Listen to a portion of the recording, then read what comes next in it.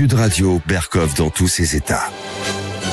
Nous sommes en guerre. Rien de pire que la guerre, oui, si, il y a la dénazification version Poutine. Ursula von der Leyen réclame la création d'une défense commune en Europe. À côté de ce que propose Poutine, Méfiez-vous. ce que la France a vécu de 40 à 44, Méfiez-vous de ce que vous allez baver. c'est peace and love.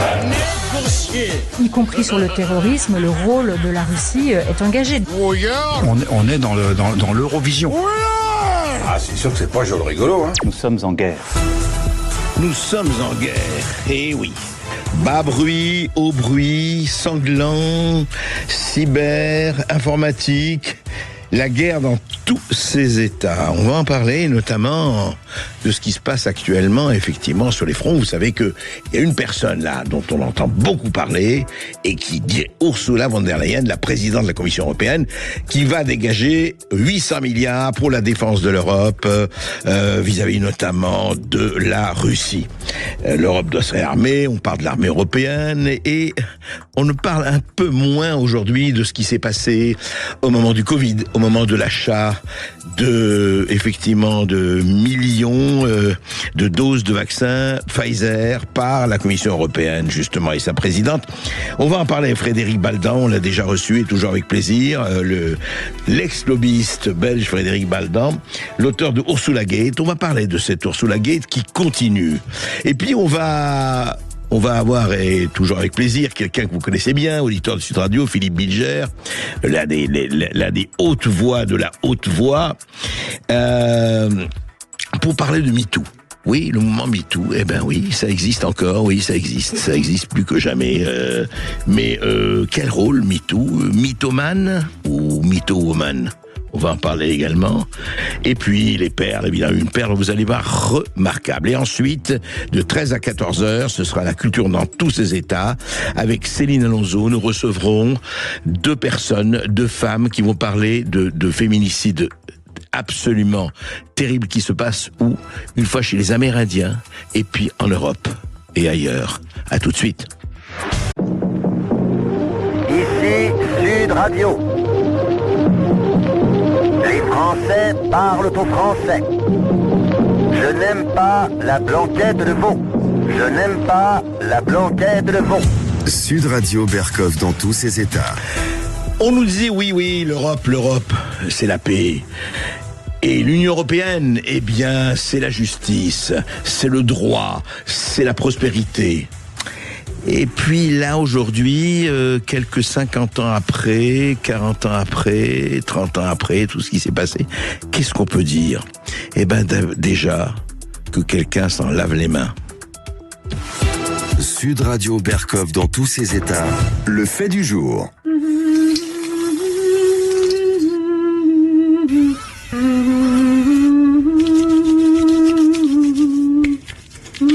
Eh oui, vous l'avez déjà entendu, c'est Ursula von der Leyen, l'importante, l'omniprésente et l'omnipotente présidente de la Commission européenne qui se lave les mains en chantant évidemment l'hymne européen, l'hymne à la joie de Beethoven, devenu l'hymne européen. Alors, très rapidement quand même, on va rappeler pourquoi on en parle aujourd'hui.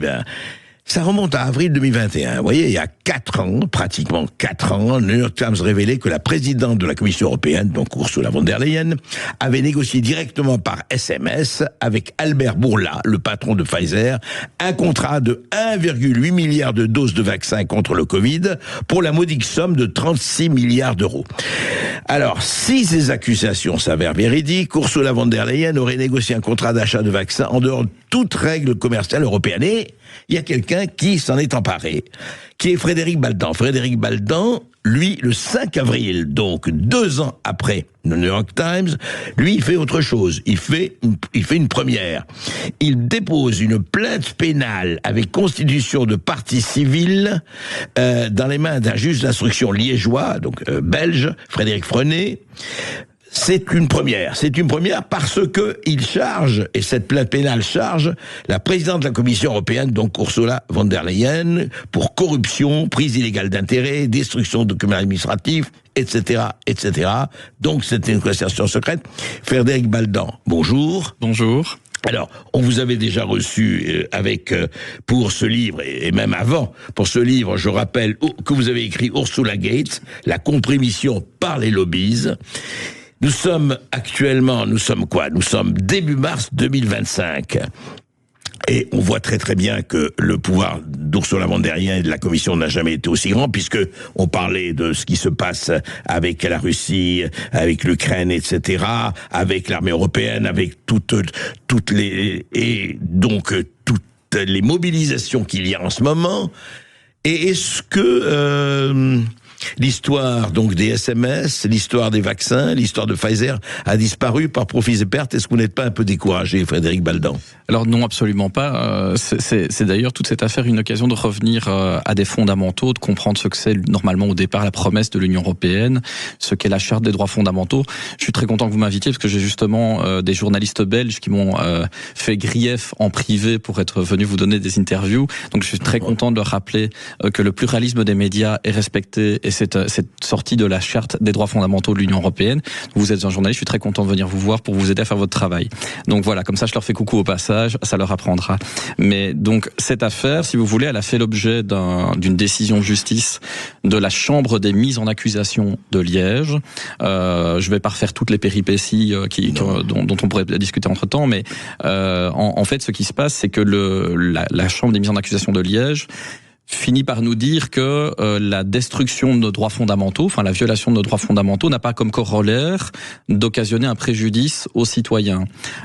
Donc ça veut dire qu'en fait les droits fondamentaux de la charte de l'Union européenne n'existent plus. Ah oui, un citoyen privé de ses droits fondamentaux, il n'y a pas de préjudice. En fait, on s'est clairement écrit dans le jugement que le fait de violer mes droits fondamentaux, par exemple le droit à la transparence, et on a très bien compris que ce droit est détruit par Ursula von der Leyen, par le fait de ne pas donner la copie de ses messages, et de l'organiser, le fait de ne pas avoir l'archive, par le fait de ne pas donner la copie des contrats signés avec Pfizer, on a manifestement détruit ce droit de transparence, et en fait la Chambre des mises en accusation de Liège, de manière complètement surréaliste, mais par la pression du politique et l'intervention pour en revenir le Parti européen. Frédéric Baldan, pardon, moi et tous, on se sent privé de nos droits fondamentaux. Pardon, le contrat, c'est nous qui avons payé pour l'achat des doses de vaccin. Et je ne discute pas de la légitimité ou pas du vaccin. Le problème, c'est que moi, je voudrais savoir le contrat. Je veux dire, moi, Berkoff, moi, citoyen, moi, comme tout le monde, je voudrais savoir le contenu, y compris les alinéas de ces contrats. Or, on ne les a pas, on ne les connaît pas. On est arrivé à une situation intéressante parce que le deuxième point soulevé par les juges, c'est que la corruption, en fait, ne nous concerne pas parce qu'elle préjudicie l'argent public qui n'est pas le nôtre. C'est celui de l'État, donc c'est assez intéressant. Donc attendez, l'argent public n'est pas le nôtre, mais c'est celui de l'État. Et en fait, il nous dit que c'est le ministère public qui doit poursuivre, et c'est pas les citoyens qui doivent s'en saisir. Donc c'est un jugement assez fantastique à ce niveau-là. Mais donc je vous dirais qu'au niveau judiciaire, on a un arrêt à cette étape.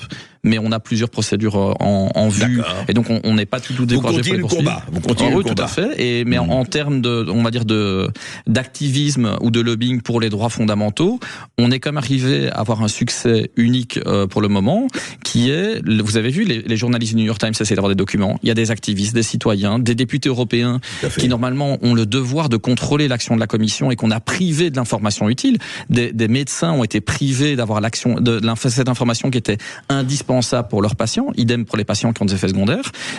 Et donc aujourd'hui, la victoire qu'on a, c'est que on a obligé en fait les parties de cette procédure à produire un contrat. Et donc en fait aujourd'hui, on a connaissance dans le cadre de cette procédure. Vous avez connaissance du contrat. Exactement. Vous et un certain nombre de gens. C'est ça. Et donc ce que je peux vous dire aujourd'hui, en tout cas, même si on a toujours quelques problèmes juridiques pour en donner connaissance au public, c'est que moi je suis spécialiste de la transparence administrative en Belgique, et donc je connais très bien les conditions dans lesquelles une autorité publique a le droit de censurer un document. Donc ça s'appelle une transmission partielle. Et c'est dans des cas qui sont, vu que c'est un droit fondamental, légitimes, proportionnés, strictement nécessaires. Donc ça veut dire le secret défense, le droit à la vie privée, le secret des affaires. Ici, dans ce cas-ci, quand je compare le document qui est fourni par la Commission et qui est censuré, avec celui que je peux lire dans le cadre de mon enquête et qui n'est pas censuré, je comprends qu'en fait, la censure est parfaitement illégale. Donc en fait, comme journaliste, vous auriez toujours dû obtenir ce document depuis le début. C'est ça. Et moi, aujourd'hui, comme tous les journalistes, comme tout le monde, on n'a pas ce document à l'heure où on parle. Juste un mot. Je ne vais pas vous demander le contenu parce que pour le moment, il y a un certain nombre d'obstacles à franchir. Mais est-ce que ce contenu a des choses que, au fond, qu'est-ce qui les embête? Pourquoi? Alors, je vais poser la question autrement, Frédéric Baldan. Qu'est-ce qui fait qu'ils se cognent avec autant d'acharnement sur la non-divulgation complète du contrat? Alors, c'est l'idée que j'ai depuis le début, c'est qu'en fait, il révèle des crimes et délits commis par des fonctionnaires et des politiques. Ça peut pas s'expliquer autrement ce qu'on lit à l'intérieur. Il y a des choses, des révélations. C'est totalement contraire à l'intérêt, la mission de protéger la santé publique, et c'est vraiment contraire à l'intérêt collectif ou général par rapport à l'intérêt du fabricant. Donc, c'est vraiment très net pour nous. Et ce que ça révèle au niveau politique qui est très grave, vous avez vu le pass sanitaire en France, qui en fait est un projet porté par des lobbies au travers de Madame von der Leyen. Ça s'est appelé le EU Digital Covid Certificate, qui a été décliné avec des appellations différentes dans les différents pays pour qu'on puisse pas se mobiliser contre. Donc chez nous c'est le CST, chez vous c'est le pass sanitaire. En fait, ce dispositif, depuis toujours, quand la Commission l'a mis en place, elle l'a mis en place de manière malhonnête, en sachant qu'il était illégal et en sachant qu'il n'aurait aucune utilité, si ce n'est détruire les droits fondamentaux. Et donc, on voit que l'intention de la Commission von der Leyen a été de détruire la Charte des droits fondamentaux. Et donc, quand je la vois, si vous voulez, il y a quelques semaines, aller à la Cour européenne de justice, dans le cadre de son 2e mandat, qui est déjà une illégalité en soi, je vous rappelle qu'elle était poursuivie avec nous par 2 États membres. Ouais. Comment pouvait-elle être la personne la plus à même de représenter l'intérêt de l'Union? Ça, c'est quand même un truc qu'il faudra m'expliquer un peu. Elle va à la Cour de justice. Elle va à la CJUE, elle lève la main et elle dit, je jure, et je prête serment de défendre et d'appliquer la Charte des droits fondamentaux de l'Union européenne. Et elle le fait même devant les juges qui sont comme ceux qui en fait sont en charge dans l'affaire du New York Times. Donc ils sont en train de délibérer sur la violation du droit de transparence dans l'affaire des SMS, et en même temps ils acceptent que Mme von der Leyen dise oui mais moi je suis là pour défendre la Charte, je m'y engage. Mais on est chez les fous. Ça veut dire ça en dit long sur ces juges aussi. En fait, sur une partie de ces juges. On voit que c'est une faillite institutionnelle grave. Pour vous dire, pendant le délibéré de mes juges à la chambre de mise en accusation, le service communication d'Ursula von der Leyen annonce qu'elle recevra le Karlspreis, qui est un prix honorifique d'un lobby, d'une fondation qui n'est pas déclarée, mais il y a un problème grave qui est le roi des Belges est parrain de la fondation. Et donc comment le juge qui doit juger 4 jours plus tard est en sérénité par rapport au fait que lui doit être normalement fidèle au roi, et que madame, elle reçoit une récompense précisément sur les faits qui sont visés par l'affaire judiciaire.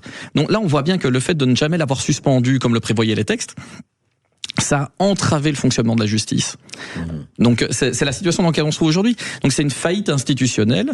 On voit bien par exemple parmi les journalistes, et il faut pas chacun des problèmes, mais normalement ils ont un rôle de contre-pouvoir qu'ils n'ont pas assumé. Moi j'ai été lire le code de déontologie des journalistes de mon pays, où il est marqué que en fait un journaliste ne peut pas accepter un refus de transmission de pièces si ce n'est pas légitime. Et ils ont bien renoncé à obtenir ces contrats. Ouais, renoncer à cette acceptation, renoncer en tout cas à leurs droits, aux droits, et c'est effectivement très préoccupant.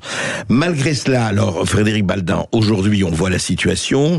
Est-ce que, quand je vous disais, ce n'est évidemment pas enterré, mais comme il y a, vous savez aussi bien que moi, ce qui se passe sur le plan continental et ailleurs, avec toutes les divergences au sujet de la Russie, de l'Ukraine, etc., de ce qu'il faut faire, est-ce que vous n'avez pas un peu la crainte, évidemment, ceci va passer, et puis l'histoire avance, mais est-ce que vous n'avez pas la crainte que cette histoire de contrat que vous possédez, déjà c'est un progrès, savoir qu'un certain nombre de gens ont l'intégralité du contrat, je rappelle que ça apporte sur plusieurs dizaines de milliards d'euros, est-ce que vous n'avez pas l'impression que ça va continuer à être sous le boisseau tant que la situation est celle-là? Alors, je vous dirais qu'il y a une double réalité aujourd'hui qui est, d'abord, il y a des victimes d'effets secondaires graves et il y a des gens qui ont perdu leurs proches, des enfants et des conjoints. Donc, ça fait que on n'est pas vraiment, on n'est pas seul. D'abord, on n'est pas seul, mais en plus, on n'arrêtera pas de suivre cette affaire. Mais c'est clair qu'elle s'inscrit aujourd'hui dans un contexte plus large qui est comment l'Union européenne gère les fonds et comment, quand j'ai l'Union européenne, je me trompe, comment les institutions européennes gèrent nos fonds, plutôt la Commission, et comment les institutions institutions européennes sont en train d'accaparer tous les pouvoirs et de nous faire dévier vers un système politique qui n'est pas celui pour lequel on pourrait adhérer et qui n'est pas celui qu'on nous a promis. Donc je vous rappelle que normalement le système qui nous est promis c'est l'Union européenne. Si vous allez sur le site de la Commission, l'Union européenne c'est défini par 4 symboles qui sont le drapeau, la journée de l'Union européenne, l'hymne et le slogan, hein, donc la devise. La devise c'est unis dans la diversité. Les institutions aujourd'hui veulent nous normaliser. qu'en fait qu'on n'ait qu'un seul politique uniforme partout en Europe, ce qui est quand même déjà assez violent. On nous a promis la paix et la prospérité. Enfin, je ne sais pas si les gens remarquent l'inflation qu'on a dans tous les pays européens, mais normalement ça devrait être le cas. Et puis surtout, qui audite la Commission européenne? Quel est le contre-pouvoir qui dit vous dépensez quoi et comment et combien? Alors ça va dans aussi la promesse de créer un espace de sécurité, de liberté et de justice. C'est que normalement on a des droits. On a le droit de savoir ce qui se passe, et on nous a privés de ce droit. Donc en fait, on a un pouvoir qui est la Commission européenne qui commence à capter et à concentrer tous les pouvoirs des pays de l'Union européenne, qui s'émancipe de tout contrôle démocratique, qui fait des dépenses qui deviennent complètement lunaires, et sur le même modèle que ce qui a été fait avec Pfizer. Ça veut dire que pour le moment, même moi, je suis lobbyiste, je n'ai pas d'idée. J'ai interrogé des copains qui étaient journalistes à ce propos. Je leur demande, mais est-ce que vous êtes capable de me dire combien dépense la Commission européenne? Parce que vous avez les 800... quel montant? Exactement. Il y a 800 milliards maintenant pour les armes. Je pense, c'est 724 ou 734 milliards pour le fonds de relance Covid. En plus, c'est des fonds dont on dit maintenant qu'on les perd, on en perd la trace, on connaît pas les bénéficiaires économiques. Alors, je vous dis pas les détournements de fonds publics et la plateforme de blanchiment que ça finit par être. Il y a les 200 milliards qu'on dit qu'on met dans l'IA. On voit ce qui se passe aux États-Unis avec ceux qui sont en train de faire l'audit de la corruption du blanchiment américain. On se dit qu'en Europe, c'est pas mal non plus. C'était drôle parce que dans son livre, dans le livre sur elle, j'avais déjà évoqué le cas de l'USAID. En fait, la Commission européenne fonctionne comme l'USAID. D'ailleurs, elle finance massivement des lobbies. Je crois que ça avait été relevé par un journaliste italien qui est à Bruxelles, qui s'appelle Fazzi, qui a dit un secret de polichinelle, c'est que elle fabrique elle-même une simulation, une artificialisation d'opinion publique. Donc en fait, elle paye des lobbies pour venir lui dire sa propre propagande. C'est ça. C'est à ça que servent aujourd'hui... La fabrique du consensus, comme disait un certain Édouard Bernays. Et donc ce que je vois aujourd'hui dans la propagande des différents représentants des institutions, c'est que peu à peu ils sont en train, parce qu'ils nous ont rendu confus à ce niveau-là, et c'est pour ça que j'ai voulu le clarifier en écrivant, c'est que l'Union européenne et l'Europe, c'est deux choses différentes. Donc ça on le savait déjà, mais on ne savait pas à quel point c'était différent. Il y a souvent une confusion, et en fait la confusion de langage, elle vous empêche de penser la différence. Ça veut dire que l'Europe c'est notre continent, et c'est quelque part ça montre notre civilisation. L'Union européenne c'est un projet politique pour la paix et pour la prospérité, et on est en train d'aller vers un modèle qui est la nouvelle Europe, qui ne rend compte démocratiquement à personne, qui concentre tous les pouvoirs dans la personne de Madame von der Leyen, et ça c'est clairement tout ce qu'on a voulu éviter en créant l'Union européenne. Et quand vous imaginez aujourd'hui que Volkswagen est en train de promettre, oui nous pouvons fabriquer des chars, donc on est en train de dire pour l'armée allemande, on va sérieusement, massivement investir pour que Volkswagen fabrique des chars pour l'armée allemande. Mais est-ce qu'on se rend compte de ce qu'on est en train de faire symboliquement ? C'est intéressant. Et puis oui, est-ce qu'on se rappelle qu'il y a une certaine histoire? Non, on s'en rappelle plus. Frédéric Baldan, merci. On va continuer d'en parler, de parler avec vous. Et puis, je vous nous dites qu'on ne le sait pas. Et puis, nous attendons, nous avons un rendez-vous. Quand les contrats européens consignés et Ursula von der Leyen et la Commission européenne avec Albert Bourla, PDG de Pfizer, j'espère que pour l'honneur et de l'Europe et pour la liberté, on aura la copie de ces contrats dans leur intégralité enfin. Vous pouvez faire confiance là-dessus. Merci. Ici Sud Radio. Les Français parlent au français. Les carottes sont cuites. Les carottes sont cuites. Sud Radio Berkov dans tous ses états. Quelqu'un écrivait, un grand écrivain, et disait « Je suis contre les femmes, tout contre ». Sacha Guitry n'est pas le seul. Il y a quelqu'un d'autre qui pense ça. C'est Philippe Bilger. À tout de suite. Sud Radio André Berkov. Ça balance pas mal. Berkov dans tous ses états, ça balance pas mal sur Sud Radio.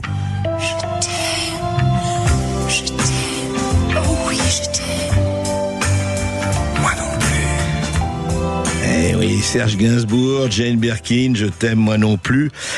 Alors Philippe Bilger, vous venez d'écrire, vous venez de publier Me Too Much, donc aux éditions Heliopol.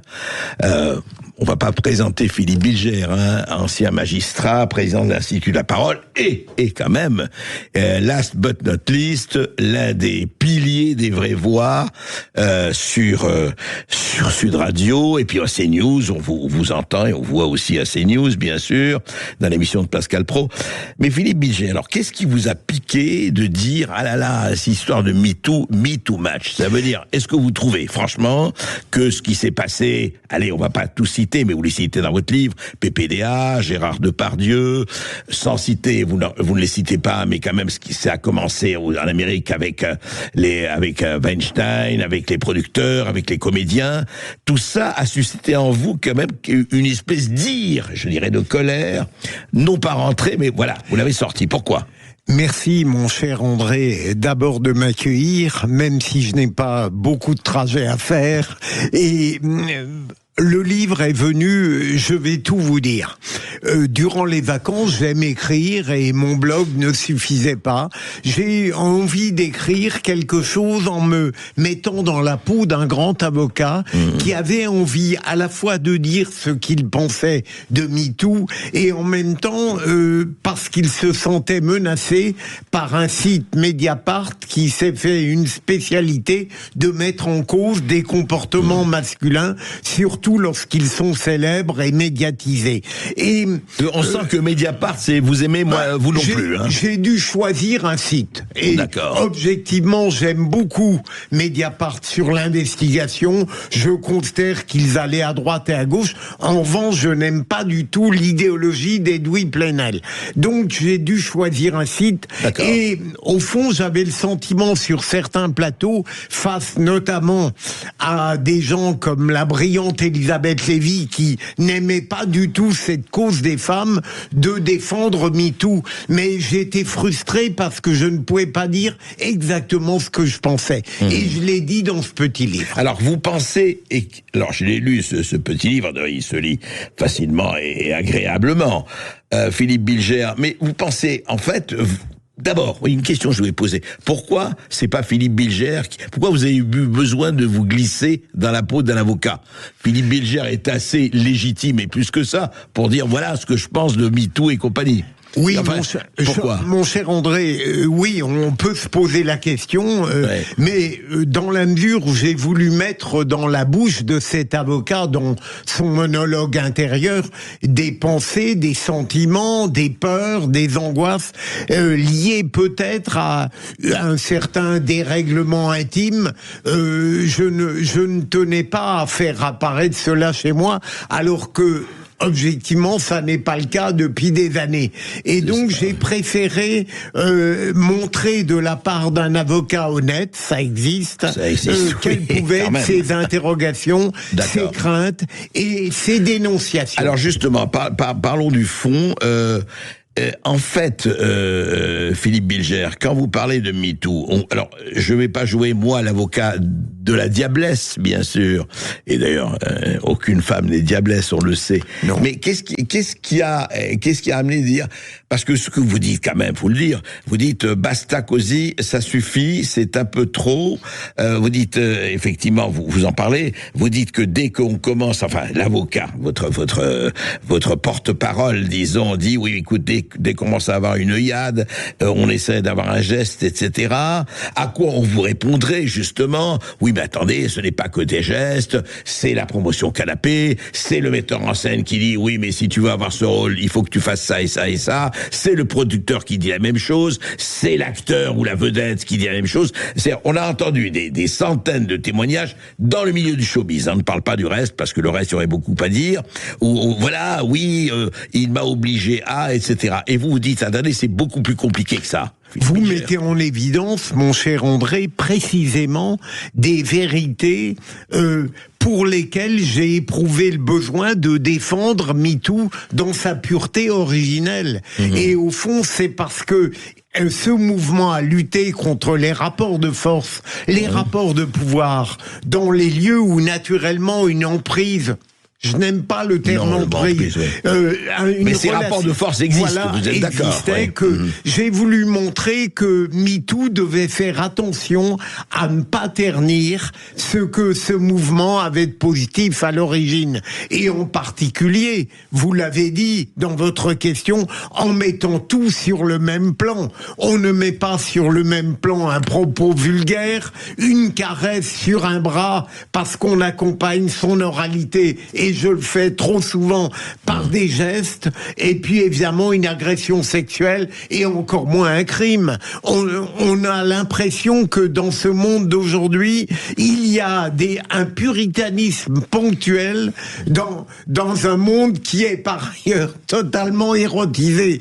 On nous offre en permanence des nudités spectaculaires pour vanter des produits parfois aux antipodes, mais en revanche, il y a un puritanisme ponctuel et dont on prétend qu'il va entraîner des traumatismes toute la vie. Il faut être sérieux tout de même. Oui. Alors, est-ce que c'est une espèce de retour de balancier? Parce que là, on vous dit aussi, je vous dis, oui, mais vous savez très bien, il y a une oppression des femmes séculaire, sinon millénaire, etc., et sur laquelle maintenant il faut arrêter, c'était une fausse égalité. Mais moi, ce qui me frappe aussi, et là, je ne change pas de camp, mais c'est vrai que trop souvent, et ce que vous dites n'est pas faux dans votre livre, c'est que des personnes, par exemple, qui ont accompagné, été comédiennes, etc., pendant des années, qui tournaient avec le même metteur en scène, 5 ou 6 ans ou 10 ans plus tard, disent il m'a violé, ou il s'est occupé de moi, etc. Alors, c'est très difficile, effectivement, parce qu'on ne peut pas se mettre à la place de ces personnes, qu'elles soient femmes ou hommes, mais vous dites, il y a eu des condamnations absolument arbitraires. C'est ce que vous dites, quand même. Oui, alors il y a deux choses, André. Oui. Je vous remercie de parler des plateaux, parce que c'est vrai que durant des années, par exemple, il était connu que certains acteurs, d'ailleurs pas les plus médiocres, avaient des comportements, pour aller rapidement, vulgaires. Et on les voyait, il y avait des témoins de ces gestes et de ces propos. Et même plus que des comportements vulgaires, hein, ça allait plus loin. Ouais. Mais durant des années, on ne disait rien. L'environnement était tranquille, parfois applaudissait même. Et quand ces gens ont été à terre, alors là, ils sont réveillés. Je déteste les témoins qui viennent après l'heure. Je veux dire, j'aime le courage immédiat.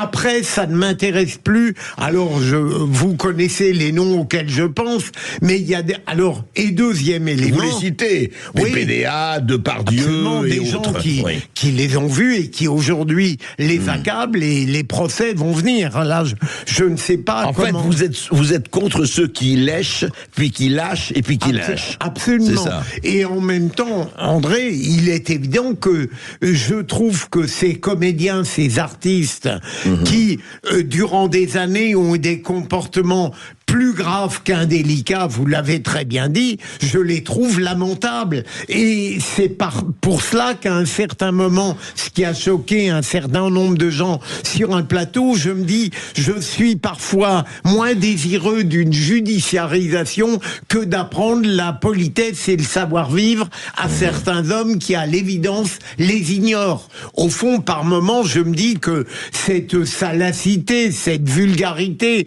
allant jusqu'à des gestes délictuels ou criminels, ça, là, évidemment, c'est autre chose, ça relève de la justice, mais parfois, je rêve d'un monde où la politesse existerait. Ah, vous rêvez, mon cher Philippe, mais c'est vrai que la politesse, c'est une chose très importante. Vous savez ce que disait Chris Marker de l'humour, c'est la politesse du désespoir.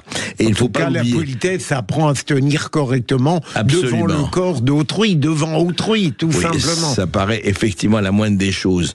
Et donc, vous quand vous dites cela, au fond, comment rétablir cet équilibre? C'est-à-dire, comment faire que ne pas tomber effectivement de cette lamentable promotion canapé où j'ai le pouvoir, tu feras ce que tu veux, si tu veux avancer, c'est moi qui te dira les règles, que je trouve effectivement tout à fait lamentable et je dirais même minable, au côté, tu m'as regardé, tu m'as frôlé, vous avez vu ce qui s'est passé pour l'abbé Pierre 50 ans après sa mort, hein, 50 ans après sa mort, on n'a rien entendu avant.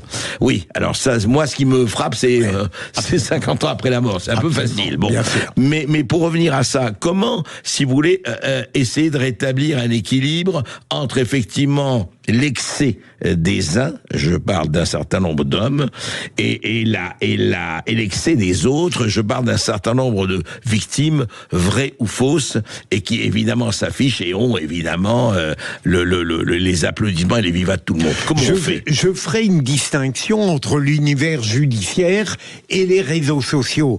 À partir du moment où la justice a été saisie à la suite d'une plainte ou d'une dénonciation, je demande simplement et très modestement qu'on revienne aux règles ordinaires de la preuve. Ça n'est pas parce qu'une femme a dénoncé aujourd'hui, hier ou il y a 20 ans, même si j'admets qu'on peut 20 ans après avoir envie de dénoncer parce que le climat d'aujourd'hui pousse. Eh bien, je réclame simplement que la parole des femmes fasse l'objet d'une vigilance ordinaire, qu'on examine la dénonciation des femmes de la manière dont on examine les autres plaintes. Ça n'est pas parce qu'une femme dénonce qu'elle doit être crue sur parole. Si sa parole est sincère, eh bien, on poursuit et on condamne. Et sur les réseaux sociaux, pardon André, là c'est terrifiant, parce que c'est ce qu'un grand avocat américain baptisait la culpabilité par dénonciation. Sur les réseaux sociaux, je suis mis en cause, je cherche à me défendre, je suis coupable, je ne dis rien, je suis coupable. Oui, c'est-à-dire qu'on condamne avant de... Je rappellerai aussi qu'il ne faut pas parler de ça, il y a aussi des hommes qui sont victimes, il y a aussi, il n'y a pas là-dessus femmes et hommes, et en fait vous revenez, vous savez... selon que vous serez puissant et misérable, disait La Fontaine, pas seulement les jugements de cour, mais les jugements de l'opinion publique, les jugements de la démocratie. Et vous dites, en fait, un peu de retenue, et surtout, et là c'est vrai, c'est que il faut examiner les choses. Si la personne s'est comportée comme un voyou, comme minablement, eh ben il faut la condamner. Il y a la justice pour cela. Maintenant, vous le savez très bien aussi, c'est pour ça que c'est très compliqué, et votre livre le dit aussi, c'est que il y a aussi des rapports de force. Vous savez très bien que justement les puissants, ce sera plus facile à protéger que les gueux, si je peux me permettre. À la fois plus facile à protéger. Et en même temps, il me semble parfois, André, qu'il y a une sale volupté de l'opinion publique à voir rabaisser, même légitimement, des gens qui occupaient le devant de la scène sociale et intellectuelle. Et ça ne doit pas entraîner des discrédits, des dénis de justice. Mais je vous remercie de dire que c'est compliqué. Au fond, ce que je voudrais, c'est persuader modestement MeToo qu'il faut accepter que ce mouvement extrêmement positif dans ses origines soit complexe, nuancé, qu'il n'ait pas une présomption de culpabilité, qu'il ne crée pas une dissension, une guerre civile entre les hommes et les femmes, que le badinage innocent puisse continuer à exister, bref, qu'il y ait un certain nombre de miracles aujourd'hui. Qu'il y ait ce qu'on appelle la séduction, qui a été le fleuron de ce pays, de l'amour courtois, etc. Là-dessus, vous avez tout à fait raison. Moi, je crois qu'aujourd'hui, présomption de culpabilité, malheureusement, elle existe pas seulement dans ce domaine-là, qu'il y a effectivement des jugements et des condamnations assez lamentables. Mais je dirais, Philippe Bilger, il faut lire ce livre. En tout cas, vous n'êtes pas un... Vous savez, je ne sais qui a sorti cela, je crois que vous disiez dans votre livre, quelqu'un qui disait les mythomanes. C'est joli. Et pas non pas les mythomanes, mais les mythoumanes, c'est assez joli. Et je rappellerai une chose, Philippe Bilger, vous savez que c'est une histoire authentique, que au Congrès américain, on commence toujours par une prière lors de le début du Congrès américain. Et il y a eu un député, la Chambre des représentants, qui lisait la prière, et il finit par Amen, et il ajoute A woman. extraordinaire. C'est-à-dire que Amen, alors que ça n'a rien à voir avec Amen, il dit à Woman.